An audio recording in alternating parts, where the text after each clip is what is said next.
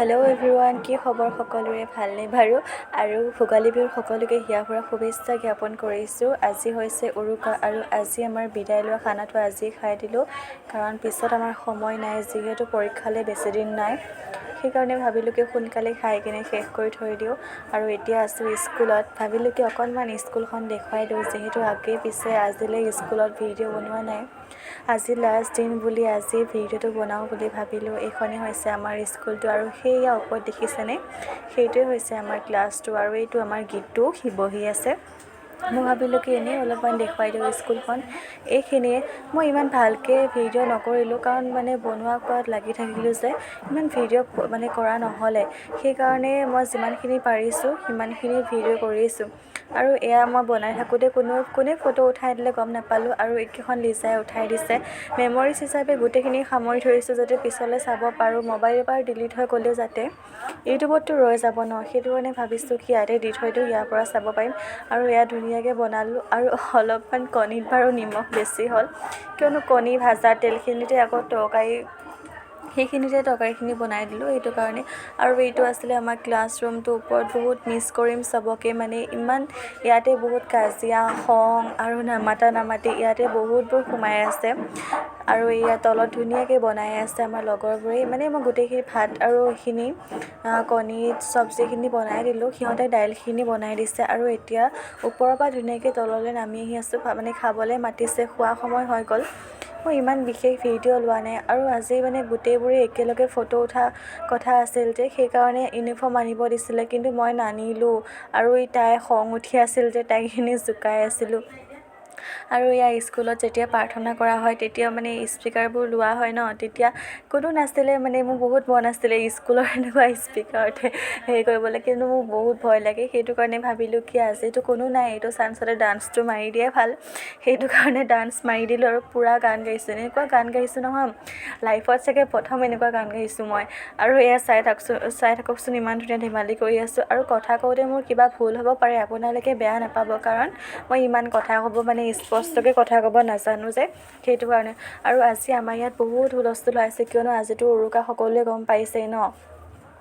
আমাৰ মানে ওচৰতে চেণ্ডিকেটটো হয় যে, গোটেই ঢোল চোল বজাই আছে আৰু গান চান লগাই আছে। বেয়া লগা নাই, ভালো লাগিছে, কিন্তু এক্সাম যে পালেহি সেইটো কাৰণে ভয়ো লাগিছে। ইমান এনজয়টো হোৱা নাই আৰু ভয়।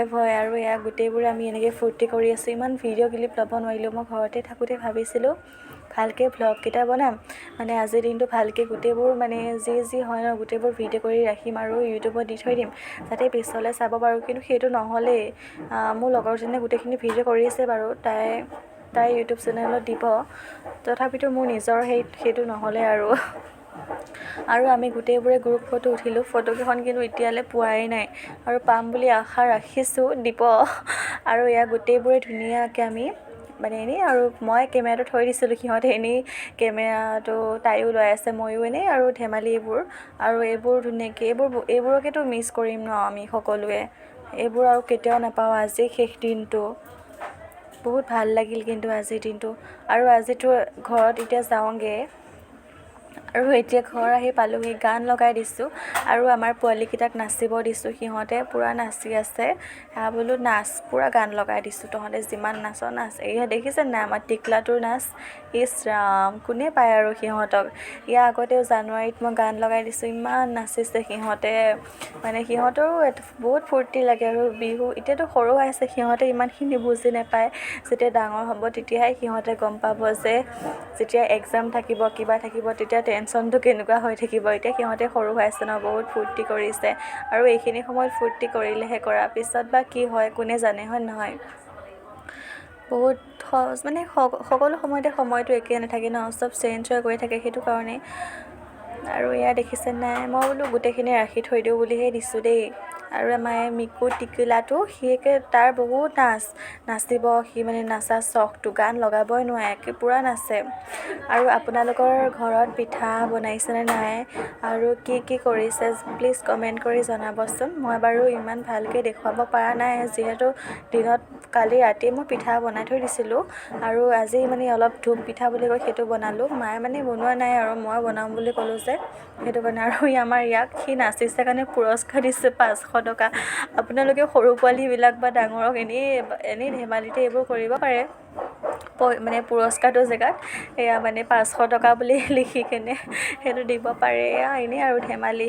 আৰু এয়া মাহঁতে বনাই আছে, ভাবিলোঁ কি এনেই অলপমান ভিডিঅ' কৰি ৰাখি থৈ দিওঁ, কাৰণ ইয়াৰ আগৰ বছৰো মই অলপ চলপ ভিডিঅ' কৰি থৈ দিছিলোঁ, ইমানখিনিও নহ'লে বাৰু। ইয়াৰ আগৰ বছৰ মই পিঠা বনাইছিলোঁ ধুনীয়াকৈ, আৰু এইবাৰো মই বনাইছোঁ, মানে মাক বনাব দিয়া নাই। মায়ে যিহেতু ভাত চাত বনাই থাকে ন, সেইটো কাৰণে মই ক'লোঁ যে পিঠাখিনি মই বনাই দিম।